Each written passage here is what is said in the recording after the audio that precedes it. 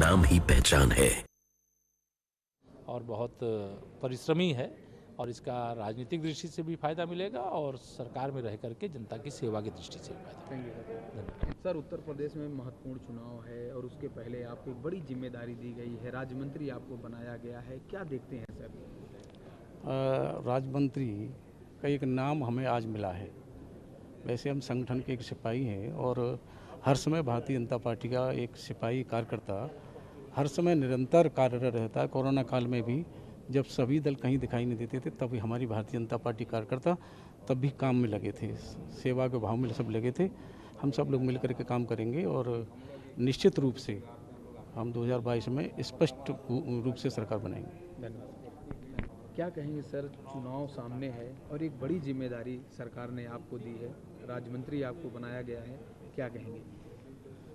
सबसे पहले मैं देश के प्रधानमंत्री जी को, उत्तर प्रदेश के यशस्वी मुख्यमंत्री जी को बधाई देना चाहता हूं कि कम समय में हम लोग को जिस प्रकार से मंत्रिमंडल में शामिल किया गया है, हम प्रयास करेंगे कि कम समय में अधिक काम हम लोग को करना है।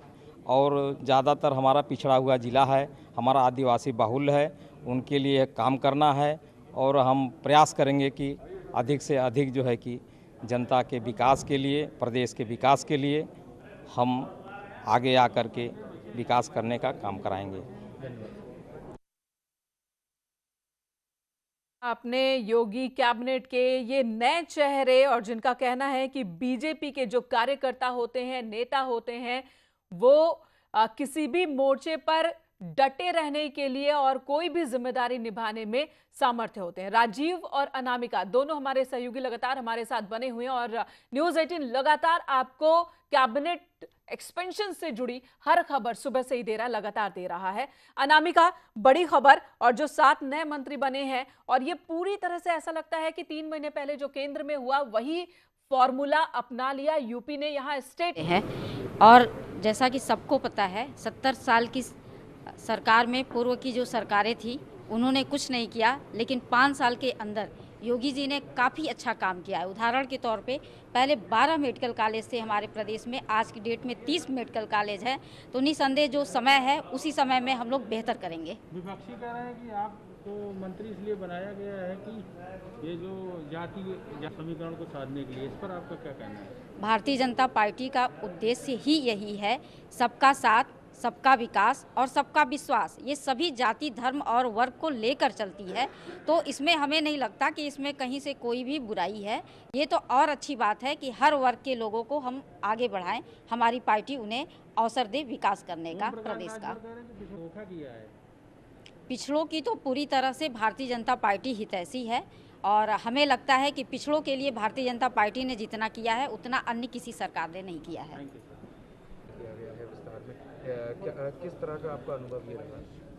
अनुभव मैंने भारतीय जनता पार्टी में लंबे समय से काम किया है, उसी के अनुरूप आज माननीय मुख्यमंत्री और हमारे केंद्रीय नेतृत्व और प्रदेश नेतृत्व ने जो तय किया है कि राज्य मंत्री के रूप में मुझे जो शपथ ग्रहण आज करी है मैंने, उसके अनुरूप सबका साथ सबका विकास को साथ लेकर के चलना है।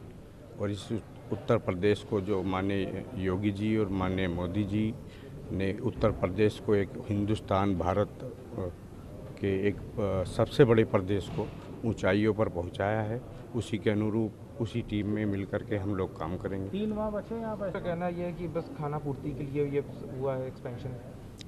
विकास के नाम पर तो बड़ी बड़ी योजनाएं हैं, लेकिन 3 महीने तो बहुत होते हैं काम करने के लिए। अगर आदमी काम करना चाहे तो एक दिन में भी कर सकता है। मायावती कह रहे हैं कि दलित जो है उनके साथ है, ऐसे में आप भाजपा की तरफ उनको कैसे लाएंगे? 2014 में भारतीय जनता पार्टी की सरकार बनी, 2017 में भारतीय जनता पार्टी की सरकार बनी, 2019 में भारतीय जनता पार्टी की सरकार बनी। दलित समाज ने एक तरफ होकर के भारतीय जनता पार्टी माननीय प्रधानमंत्री नरेंद्र मोदी जी के नेतृत्व में केंद्र में और उत्तर प्रदेश में माननीय योगी जी के नेतृत्व में सरकार, दलितों ने एकजुट होकर के भारतीय जनता पार्टी को वोट किया है और करते हैं। 3 माह बचे हैं, सबसे पहले कौन सा काम करेंगे आप? जो भी समाज के अंदर, प्रदेश के अंदर जो भी मेरे विचार में काम लाया जाएगा वो काम मैं करूँगा। Thank you. तो सुना आपने संगीता बेन, बड़ी बात कही। पिछड़ों के लिए बीजेपी ने जितना काम किया किसी ने नहीं किया, और इस बात का कितना असर वोट बैंक पर पड़ता है, मतदाताओं पर पड़ता है, यह भी देखने वाली बात होगी। अनामिका और राजीव हमारे साथ लगातार बने हुए। राजीव, आपके पास आती हूँ। शपथ ग्रहण हो चुका है, 7 नए चेहरे जुड़ गए, 1 कैबिनेट, 7 राज्य मंत्री, 1 ब्राह्मण, 3 ओबीसी और दलितों का उसमें 7। यानी कि जो फॉर्मूला मोदी कैबिनेट ने अपनाया वही फॉर्मूला योगी कैबिनेट ने भी अपनाया। देखिए, यकीनन आगामी 2022 के विधानसभा चुनाव को देखते हुए भारतीय जनता पार्टी ने योगी सरकार ने जो क्षेत्रीय और जातीय समीकरण है उनको ध्यान में रखते हुए अपने दूसरे कैबिनेट का विस्तार किया है, जिसके मद्देनजर आप देख सकते हैं कि राजभवन से शपथ ग्रहण समारोह की समाप्ति के बाद अब एक के बाद एक जो नेता इस शपथ ग्रहण समारोह में पहुंचे थे वो वापस आ रहे हैं। इस दौरान जितिन प्रसाद जो एक उत्तर प्रदेश के बड़े ब्राह्मण चेहरे के रूप में जाने जाते हैं, उन्होंने कैबिनेट मंत्री के तौर पर शपथ ली है। तो वहीं दूसरी ओर जो संगीता बलवंत बिंद है, उन्होंने भी यहाँ पर आज शपथ ली है, जो कि मल्लाह बिरादरी ओबीसी।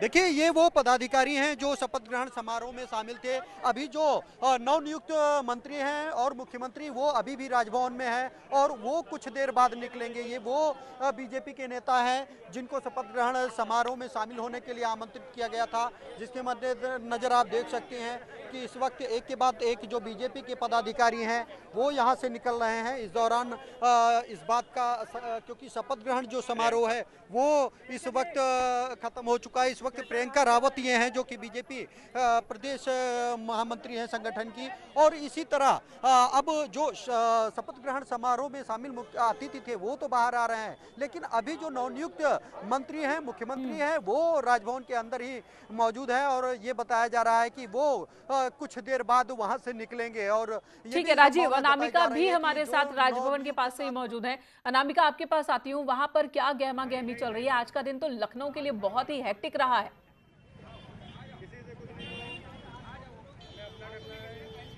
बिल्कुल, देखिए आज का दिन काफी ज्यादा महत्वपूर्ण रहा यूपी की सियासत में, और सियासत की शाम जो है वो उससे ज्यादा मुझे लग रहा है कि ज्यादा यहाँ पर दिखाई दे रही है, क्योंकि देखिए आपकी एक एक करके जो पदाधिकारी थे जिनको खास तौर पर शपथ लेने वाले मंत्रियों के साथ साथ उनके अलावा बुलाया गया था, क्योंकि बहुत सारे पार्टी के संगठन के पदाधिकारी भी ऐसे होते हैं जिनको गेस्ट के तौर पर इनवाइट किया जाता है मंत्रिमंडल विस्तार में साक्षी बनने के लिए। तो ये वही पार्टी के पदाधिकारी हैं जो एक एक करके बाहर निकलते दिखाई दे रहे हैं आपको, लेकिन जिन्होंने शपथ ली है वो अभी अंदर मौजूद है मुख्यमंत्री योगी आदित्यनाथ के साथ, तमाम अधिकारियों के साथ वो समझ रहे हैं बातचीत के जरिए कामकाज को।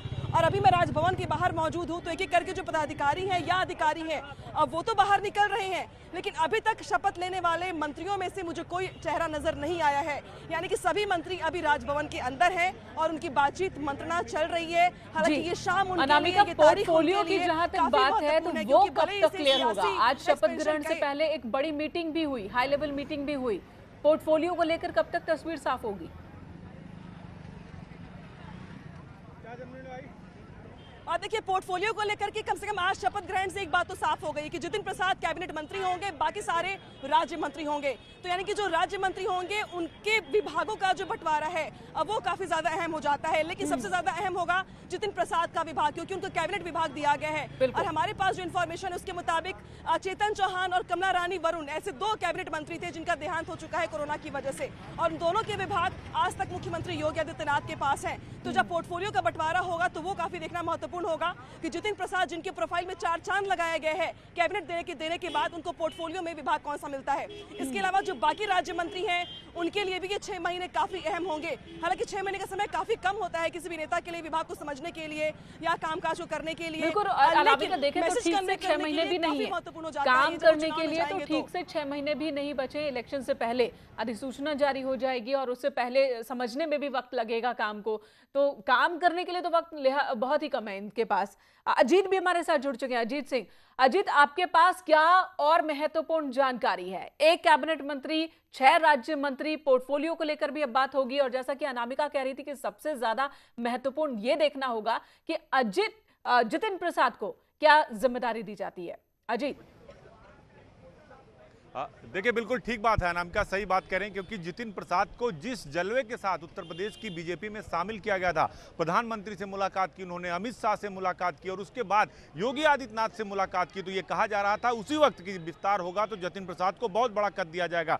जतिन प्रसाद को वाकई में बहुत बड़ा कद दिया जाने वाला, और मैं बता दूं कि जो बड़े मंत्रालय के तौर पर जतिन प्रसाद को कोई ना कोई बड़ा विभाग दिया जाएगा। जैसे वो कह रहे थे कि 2 मंत्री, अनामिका कह रही थी कि 2 मंत्री अब नहीं हैं, उनके विभाग तो खाली हैं, लेकिन इसके साथ ही आवास विकास जो मुख्यमंत्री के पास है, मुख्यमंत्री के पास 37 विभाग है, तो उसमें से खाद्य रसद भी मुख्यमंत्री के पास है। तो ये 2 बड़े मंत्रालयों पर भी ये कहा जा रहा है कि खाद्य रसद या फिर आवास विकास में से भी एक विभाग जतिन प्रसाद को दिया जा सकता, क्योंकि ब्राह्मण चेहरे हैं, पूर्वांचल से लेकर पश्चिमांचल तक और बुंदेलखंड से लेकर मध्य यूपी तक सब जगह जतिन प्रसाद को यूज किया जाएगा 2022 के विधानसभा चुनाव में। इसीलिए जाति को देखा गया, क्षेत्र को देखा गया और उसके बाद चेहरे को देखा गया, कौन सा चेहरा है, कौन सी जाति है और कौन सा क्षेत्र है और कितना दमदार है और कितना कारगर है। जाति में भी कौन सा ब्लॉक छूट गया था, उस ब्लॉक को भी लेना है और उसको भी साथ लाना है, ये मैसेज भी देना है। आप सभी बने रहे हमारे साथ। एक छोटे से ब्रेक के लिए रुकते हैं, तुरंत लौटेंगे।